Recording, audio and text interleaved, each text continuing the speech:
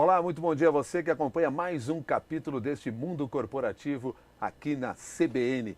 O nosso entrevistado hoje é Marcelo Zambon, coordenador do curso de administração da Unip em Jundiaí, interior de São Paulo, mestre em administração e um dos organizadores do livro Gestão do Relacionamento com o Cliente, que está em sua segunda edição, foi lançado pela editora Cengage. E ao lado do Marcelo Zambon, o Fábio Gomes da Silva, que também organizou este trabalho. E com base no livro, o nosso tema hoje aqui no Mundo Corporativo é Clientes e Comportamento.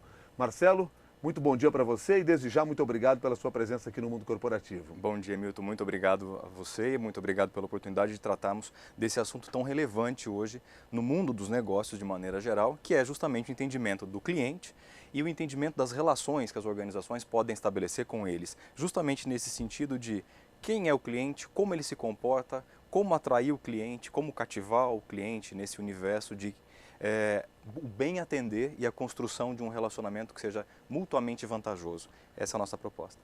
Nessa relação há sempre muito lugar comum no meio do caminho. O cliente sempre tem razão? Não. O cliente, notoriamente dizemos que ele está sempre certo, mas existe um universo de ressalvas. Quais são as ressalvas? Os clientes também erram. Iguais a quaisquer pessoas como eu, você e todos os demais, nós podemos cometer erros quando compramos. Porém, as empresas não podem tratar o cliente como se ele estivesse errado. Na verdade, ela deve dar uma orientação apropriada do como o cliente pode solicitar uma dificuldade, a solução de uma dificuldade, mesmo quando ele não está totalmente certo. No geral, as organizações já aprenderam a lidar com a dificuldade do cliente. O problema central é que, como garantir que todo cliente consiga, de alguma maneira, também se apresentar. Porque nós verificamos que muitos dos clientes não estão completamente seguros quanto como eu entro em contato com a organização. Ou seja, não é apenas enfrentar uma dificuldade, mas como buscar a solução dela. Esta ideia de que o cliente sempre tem razão, ela em algum momento foi verdadeira e ela passou a mudar em função de novas relações que surgiram nesse mercado? Ou ela nunca foi verdadeira, era apenas um lugar comum mesmo? De maneira geral, a gente pode dizer que ela é apenas um lugar comum, porque dizer que o cliente sempre tem razão seria afirmar que não existe nenhuma chance da empresa corrigir eventuais dificuldades, porque o cliente, notoriamente, seria ditador da realidade. Em verdade, o cliente também, às vezes, mesmo que acidentalmente, danifica um produto, enfim. Então, o importante é não ficar na meta de o cliente tem ou não tem razão, mas procurar a alternativa correta que sempre atenda ao cliente. O que é isso? Solucione-se, de algum modo, o problema que ele enfrenta. Cliente é sempre aquele que compra o meu produto, aquele que usa o meu serviço? Sim, o cliente é aquele que de algum modo faz parte do processo. Ele de algum modo, ele seleciona o produto, ele pode comprar o produto, ele vive o desejo do produto ou mesmo a necessidade. E também é importante ressaltar que existe uma distinção entre o termo cliente e o termo consumidor. Efetivamente, a pessoa do consumidor é aquele que consome o produto em si ou vivencia a utilidade do serviço. O cliente pode ser, por exemplo, a pessoa que compra, mas não necessariamente consome o produto. Eu costumo dar um exemplo. Eu vou ao supermercado comprar iogurte para o meu filho e pago com cartão de crédito da minha esposa. Quem sou eu, quem é meu filho, quem é minha esposa. Basicamente, eu, enquanto condicionante de cliente, eu seleciono o produto, eu faço a busca pelo produto. A minha esposa, indiretamente, vai ser tratada como cliente porque ela paga, ela é uma pagante, ela também faz parte do processo. Mas o consumidor efetivo do meu iogurte é o meu filho. Portanto, é o meu filho o consumidor. Esta é uma definição bastante importante para se lembrar. Mas afinal, quem é que decide a compra? Eu que fui comprar, minha esposa que mandou o cartão de crédito, a prestadora de cartão de crédito, né? Também tem isso, operadora de cartão de crédito, ou o meu filho? Essa é a parte mais interessante. Todo mundo tem sua parcela de envolvimento e de influência, mas de maneira geral, quem decide a compra, na maioria das vezes, é a pessoa que consome. Quando, além disto, é a condição do cliente quando ele tem a opção de fazer pesquisa. Então, o meu filho pode escolher a marca do iogurte que ele deseja. Então, é determinante. Ele diz, eu quero esse, pai, então vai ser aquele que vai ser comprado. Por outro lado, na possibilidade de, enquanto cliente, optar por diferentes marcas, então aí passou esta variante para o cliente. Por quê? De repente, eu compro pela melhor oferta, eu compro pela marca mais conhecida, eu compro pelo produto um pouco mais notado. Como é que se define quem é o cliente de uma marca, de um produto, de um serviço? Cliente é aquela pessoa que de algum modo vive o contato com a organização. Ele vive o contato com o produto porque ele passa a conhecer o produto. Ele reconhece a marca do produto. Ele vive a experiência da identidade daquele produto no mercado. O que é essa experiência de identidade? O cliente, ele reconhece que o produto existe, não só porque ele está lá impresso como um livro ou um carro no estacionamento, mas o produto tem uma identidade, a marca em particular, um conteúdo em particular, uma condição de referência, ou seja, aquela marca daquele produto pode projetar o cliente de maneira mais sofisticada, mais elaborada, ou então aquele produto tem a outra característica, ele é voltado especificamente para uma condição em que na compra eu poupo recursos, eu poupo dinheiro.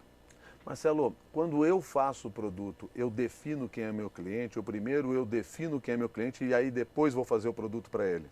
Hoje, idealmente, é importante você primeiro conhecer o seu cliente, conhecer o comportamento do seu cliente e então desenvolver produtos que atendam esses clientes. Quer dizer, então, primeiro, conhecer o seu O cliente, identificar o comportamento desse identificar o cliente, comportamento dele. exatamente, e então produzir algo, um produto que atenda a essas necessidades a esse cliente em Mas se eu particular. estou chegando no mercado agora, eu sou novo, eu não tenho um cliente ainda, não formei uma imagem, inclusive. Como é que eu faço isso? O mais trivial nesse caso é, primeiramente, você entrar com produtos que já sejam, de algum modo, reconhecidos no mercado, ou seja, já existam semelhantes. Mais ou menos entrar com um produto paralelo, porque criar uma novidade absolutamente descompassada com tudo que se tem pode ser um sucesso, mas, genericamente, só será um sucesso se e só se a organização realmente tiver reconhecido uma oportunidade no mercado. Quer dizer, para desenvolver esse produto ao qual você se referiu agora no final, que aparentemente é uma tremenda novidade para todo mundo, eu preciso necessariamente conhecer muito bem o cliente para saber o que ele precisa, o que ele não queria, não sabia que precisava, mas que seria necessário para ele. Exatamente.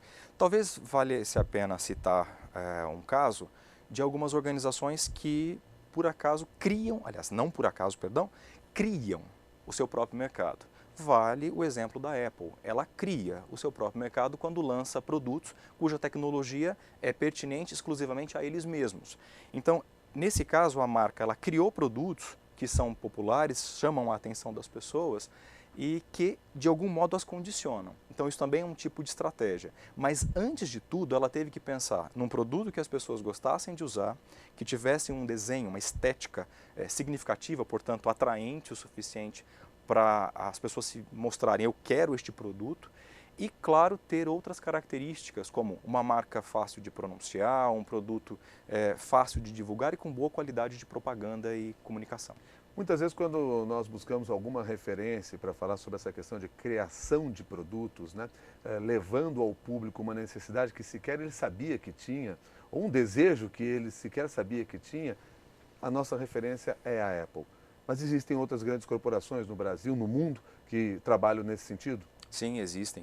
Muitas organizações fazem isso todas as vezes em que são criadas novidades, produtos que procuram atender uma expectativa diferenciada, eles fazem isso. De algum modo, aconteceu com os primeiros telefones celulares, as pessoas não diziam antes, eu quero um telefone móvel. Quando lançou, de repente, houve uma explosão maciça da demanda por ele a partir do momento em que ele se tornou financeiramente viável. Mas muitas vezes também isso acontece em outros elementos de tecnologia, desde tecnologias de grande porte para a indústria, como poderíamos citar a IBM, como produtos para o dia a dia mesmo. O dia em que inventaram o primeiro abridor de latas, aquilo foi uma tecnologia que passou a ser demandada em grande escala.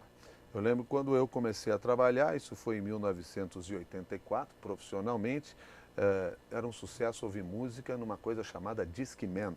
Naquele mesmo ano, estavam colocando no mercado, na realidade era o Walkman ainda, mas naquele mesmo ano estavam colocando no mercado o Discman. Tudo isso já acabou. Há casos de empresas que não entenderam essa mudança do cliente, essa necessidade do cliente, essa nova necessidade do cliente e acabaram por causa disso, por não saber traduzir o desejo do cliente? Sim, assim. E o mais comumente nesse caso é verificar que elas costumam ser absorvidas.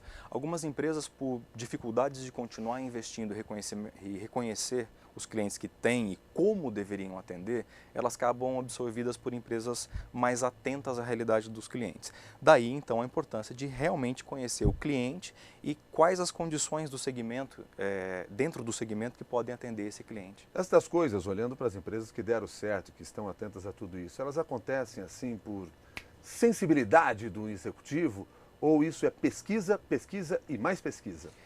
Principalmente a pesquisa.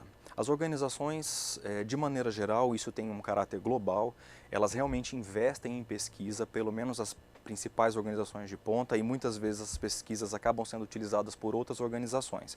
Mas também existe o insight. Às vezes acontece de um gestor, de alguns gestores, perceberem uma oportunidade e apostam nela.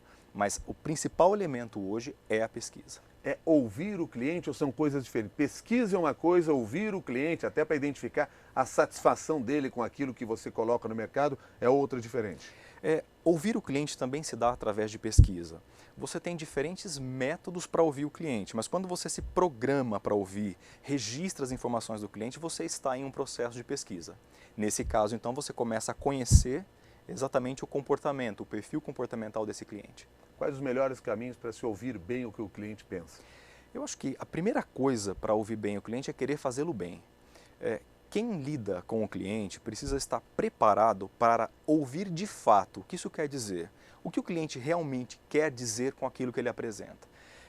Portanto, significa ausentar-se da ideia de que eu já sei o que o cliente pensa. É ter uma certa humildade. Não correr o risco de cair na miopia de marketing, achar que já se sabe o que o cliente pensa. Ouça de fato, interprete o cliente, interprete que existe uma diferença entre necessidade real e necessidade declarada. Aquilo que o cliente declara pode não ser exatamente aquilo que ele precisa. Então aí sim há a necessidade de interpretá-lo bem, filtrar a realidade ao entorno desse cliente para produzir o produto certo ou o serviço certo. Muitas vezes a gente vê, principalmente no varejo, aqueles totens na saída da loja para você colocar lá um bilhetinho azul, um vermelho, um amarelo, seja lá qual for a cor, para dizer eu gostei, não gostei, adorei, ou apertar um botão, etc. Essas coisas realmente funcionam? Elas são apenas chamariz, assim, para fazer de conta que eu estou ouvindo vocês e estou interessado na sua opinião? Elas funcionam. É claro que existem limitações. Em determinados casos, elas podem ser prejudicadas, mas no geral elas funcionam sim. Nesse caso, a gente acaba tocando mais o elemento de a funcionalidade prática do marketing e do marketing enquanto pesquisa, ou dos elementos de propaganda, publicidade, enfim. Mas elas funcionam sim. Que outras ferramentas bastante interessantes e produtivas se tem hoje no mercado à disposição das empresas para que elas consigam identificar todas essas questões em torno do seu cliente? Existem diversas ferramentas, mas talvez uma que já é comum do mundo dos negócios é o CRM, o Customer Relationship Management. Esse processo de gerenciamento e relacionamento com o cliente, como ele está ligado a bancos de dados, a coleta de informações, registros e processamento de informações de clientes, ele acaba sendo bastante útil porque as empresas conseguem compilar, ou seja, interpretar quem é o cliente, suas características de consumo, índices como repetição de compra, em que momento compra. Inclusive faz diferença saber se o cliente compra no início do mês, quando recebe o seu salário, compra no meio ou no final do mês, condições da compra, se ele compra, portanto, à vista ou ele parcela, se ele compra com cartão de crédito, de débito. Isto mostra às organizações caminhos para identificar o perfil dos clientes e, efetivamente agora, os grupos de clientes que ela detém. Como é que se faz o CRM na prática? CRM, se a gente fizer uma tradução aqui meio rápida, é mais ou menos como administrar o relacionamento com os clientes. Basicamente, a ideia é essa. Né? Mas como é que se faz o CRM na prática? O CRM, ele, do ponto de vista de conceito, ele é muito antigo. Quando os nossos avós tinham as lojas, as pequenas lojas, e eles conheciam seus clientes, sabiam os nomes, características do que gostavam, quando compravam, isso de um certo modo já era a filosofia do CRM. De lá para cá, o que aconteceu é o ganho informacional, ganho por meio de tecnologia. Dada a proporção das organizações, a quantidade de clientes que atendem, elas precisam ter sistemas capazes de registrar todas as informações que os clientes apresentam, quando compram, de que maneira compram.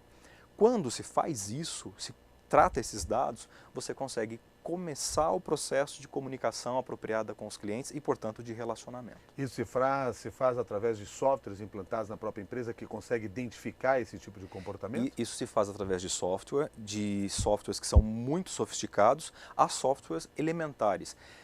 De certo modo, é possível dizer que uma empresa pequena consegue ter minimamente elementos de relacionamento com o cliente com base de CRM, mesmo que ela use Excel e Word. Por mais simples que eles possam ser, esses softwares, perto das grandes tecnologias de CRM, é possível, através deles, registrar o cliente, saber, monitorar quando ele comprou, qual é o índice de compra dele, margem de contribuição, enfim. Isso muito elementarmente. Então, isso quer dizer que não é necessário apenas que a empresa tenha um investimento de grande porte. Muitas vezes as empresas nem podem investir enormemente em tecnologias como as de CRM. Mas ter a ideia, a busca, a filosofia do CRM. Por quê? Porque o CRM também toca a pessoa que trata com o cliente diretamente. Imagine numa loja, o cliente entra e faz uma pergunta, as pessoas são sensíveis a indicar, olha, os clientes têm buscado informações sobre o produto, os clientes têm procurado este produto e apontam, não, está muito caro aqui e vai embora. Isso também é uma informação útil que deve alimentar algum tipo de sistema ou algum tipo de realidade decisorial nas organizações. Bom, em relação aqui ao CRM e essa relação com o cliente, se você pudesse fazer uma análise, evidentemente resumida, sobre o nível desse trabalho realizado pelas corporações brasileiras hoje, qual é? Nós estamos em um estágio mais avançado, ainda estamos começando. Como é que é isso hoje no Brasil? Como é que é esse cenário? Olha, ainda há muitas pessoas que defendem que nós estamos atrasados. Eu já não concordo mais com isso. As organizações brasileiras já deram muitos passos em relação a um bom relacionamento. O que falta, na verdade, também é investimento em qualificação da pessoa que lida com o cliente, dos funcionários. Mas, enquanto tecnologia, hoje podemos dizer que, do mesmo modo que se contrata um elemento de banco de dados, um CRM nos Estados Unidos, se contrata aqui. Muitas vezes os fornecedores são os mesmos. E grandes corporações, elas ensinam muitas vezes as menores até como fazer as coisas. Então, o Brasil hoje sim já está bastante adiantado do ponto de vista de relacionamento com o cliente. Embora, mesmo o Brasil, Estados Unidos, Europa em geral, todos os países ainda têm muito por fazer. Eu falei aqui até em alguns momentos sobre tecnologia, sobre software. Agora, não adianta nada esses dados se não tiver quem saiba traduzir isso para o dia a dia, para o cotidiano. Quem é o profissional que faz isso dentro da empresa? Esse é um ponto muito interessante, Milton, pelo seguinte: todo mundo que tem contato com o cliente, de algum modo, é responsável por essa atividade. Então, o que eu chamo de contato com o cliente? Todos aqueles que atendem aos clientes. Mas também é importante lembrar que, às vezes, aquela pessoa que cuida da limpeza da loja pode ser abordada por um cliente. O cliente pode perguntar para ela onde é o departamento X ou Y. Então, de algum modo, todo mundo. Como se desenvolve isso? Através do trabalho de conscientização das pessoas, portanto, da figura dos funcionários, do envolvimento deles, mas também esse envolvimento não se dá porque eu peço, por favor, fique envolvido com o cliente. Não, eu preciso prepará-los, eu preciso ensinar a eles o que a empresa é, missão, visão da empresa, características como o que realmente ela faz, que produtos ou serviços ela tem. Isso ajuda bastante. O que precisa esse profissional?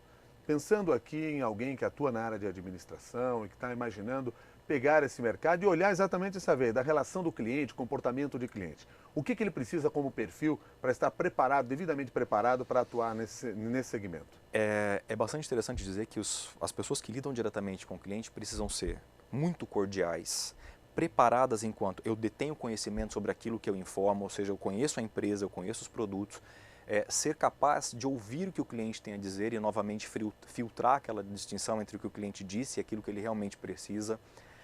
Ser capaz de procurar por soluções, porque não basta também ficar no registro dos pedidos e da relação, mas devolver ao cliente uma resposta. Isso significa comprometimento. Portanto, o funcionário, as pessoas de maneira geral, os colaboradores precisam ser envolvidos de fato com a situação.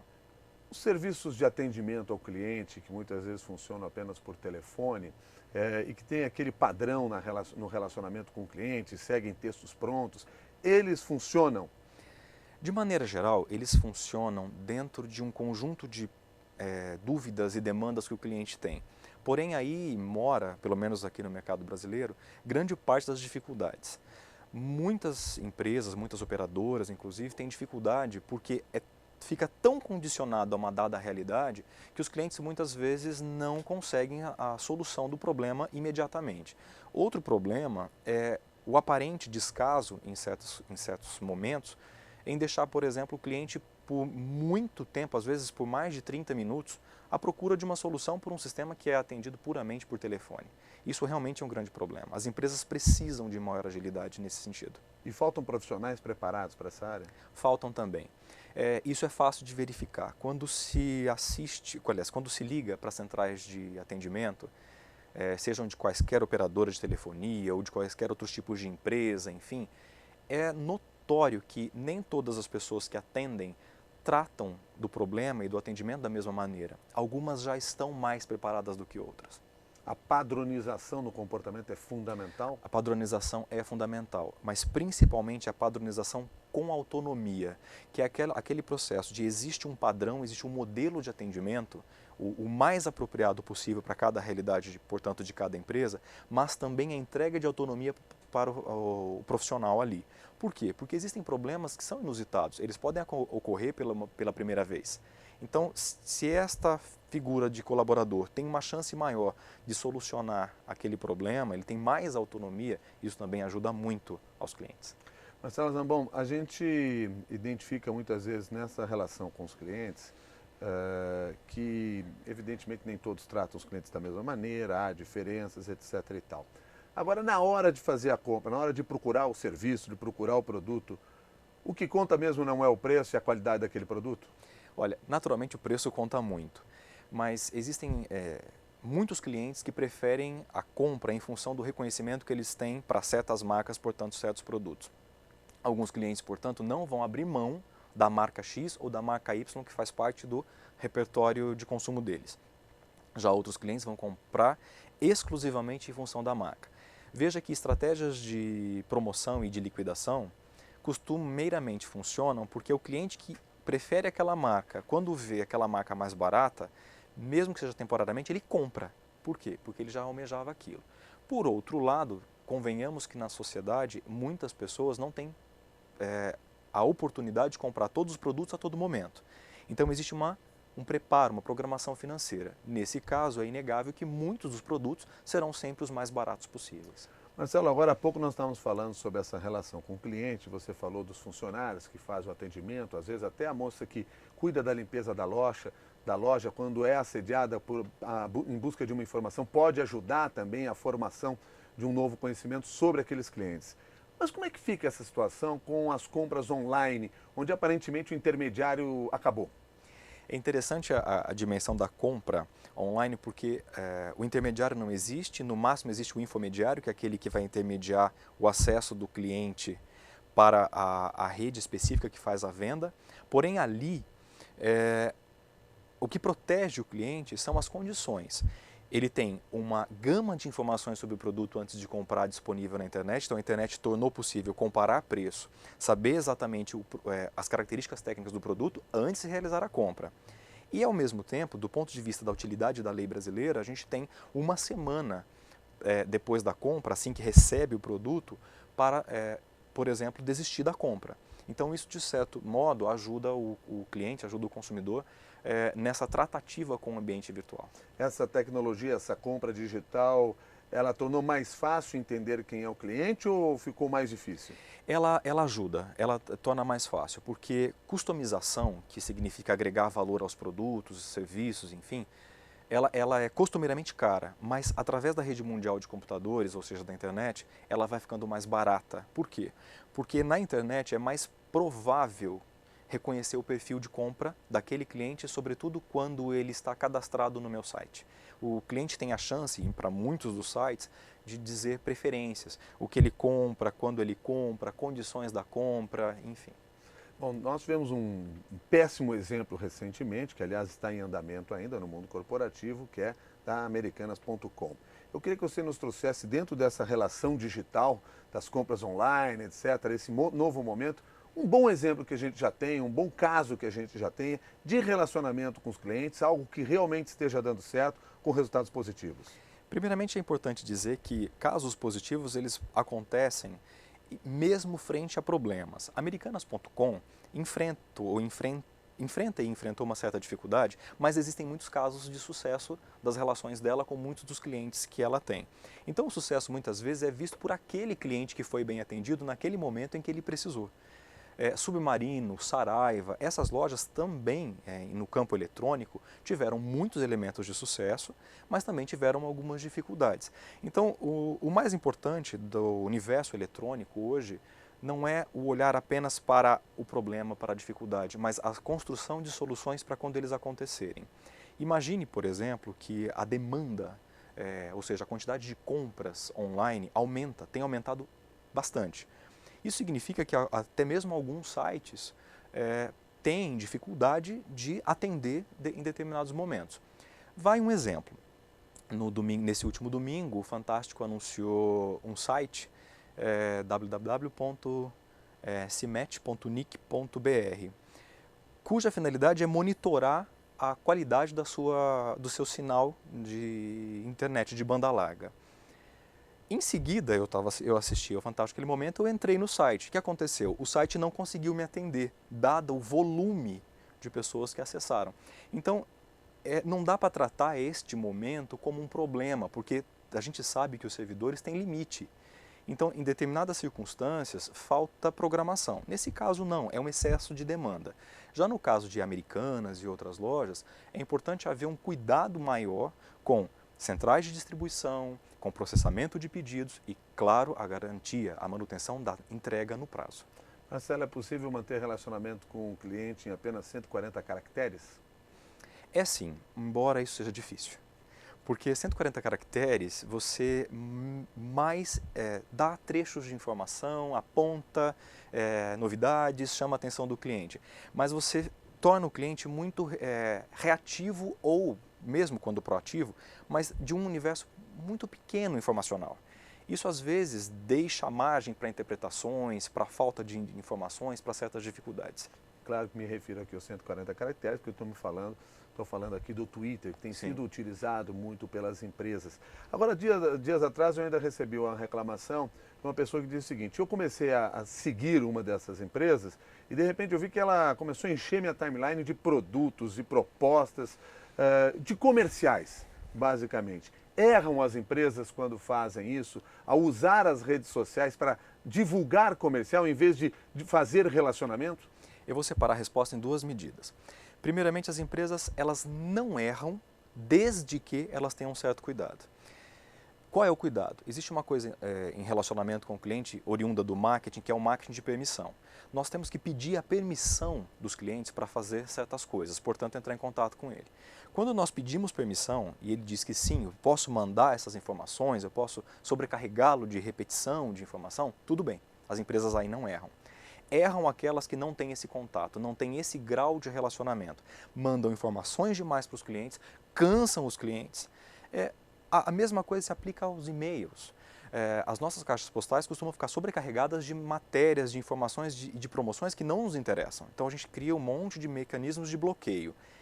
É natural que as redes sociais estejam em seu momento de atenção maior, mas elas também precisarão de filtro daqui para frente, porque a gente não consegue gerenciar todas as redes sociais com as quais podemos nos relacionar. Mas as redes sociais são para se fazer propaganda ou são usadas e deveriam ser usadas para fazer relacionamento com as pessoas e aí sim o relacionamento da empresa com o seu cliente? As redes sociais elas têm principalmente essa ideia do social, a comunicação entre pessoas. Mas é inegável que como alternativa de comunicação e até mesmo de informações de caráter público, de caráter coletivo, do bem-estar da sociedade, elas vão rapidamente para a rede social. As empresas habilmente vão investir nesse contexto. Tanto que muitas das organizações têm efetivamente as páginas para os seus seguidores, os mecanismos para os seus seguidores. Marcelo, só fechando a nossa conversa aqui sobre gestão do relacionamento com o cliente, que está na sua segunda edição, revista e ampliada. Vocês avançaram em que sentido em relação à primeira edição? O nosso trabalho nesse livro foi bastante rigoroso desde a primeira edição, mas nessa segunda nós apresentamos mais elementos e mais análises justamente nessa nessa meta, nesse objetivo de construir na mente de um estudioso interessado, de um aluno, de qualquer leitor, a vontade de saber o que fazer, de algum modo até como fazer para bem relacionar-se com as organizações e organizações com os seus clientes. Porque é importante lembrar que existem ambientes business to business, de empresa para empresa, isso também pede relacionamento. Business to consumer, de empresa para seus clientes, seus consumidores, isso mais do que nunca pede bom relacionamento. O livro, então, ele acaba sendo categórico nesse sentido. Ele realmente procura defender a ideia de o que fazer e como fazer. É claro que com os limites naturais de toda a obra. Nós não damos conta de todas as realidades. Nós apenas tentamos fazer com que exista aqui um caminho para encontrar a construção de um bom relacionamento. Quem é o seu cliente no livro? O nosso cliente é todo interessado na construção de um processo efetivo de bom relacionamento entre clientes empresariais e clientes, pessoas como nós no cotidiano. Nós temos aqui, de maneira geral, um foco central para alunos universitários dos cursos de administração, marketing, os de comunicação em geral, mesmo também os de economia, contabilidade, mas todos os interessados e principalmente organizações que se manifestem nessa busca de garantir um bom mecanismo de atração e retenção de clientes. Marcelo, muito obrigado pela sua gentileza, pela conversa de hoje. Um bom dia. Milton, obrigado, um bom dia. Eu lembro Marcelo Zambon, que é um dos organizadores ao lado do Fábio Gomes da Silva, do livro Gestão do Relacionamento com o Cliente, e também é coordenador do curso de administração da Unip em Jundiaí e mestre em administração. Conversamos hoje sobre clientes e comportamentos. E eu agradeço a você que participou de mais este capítulo do Mundo Corporativo. Até mais!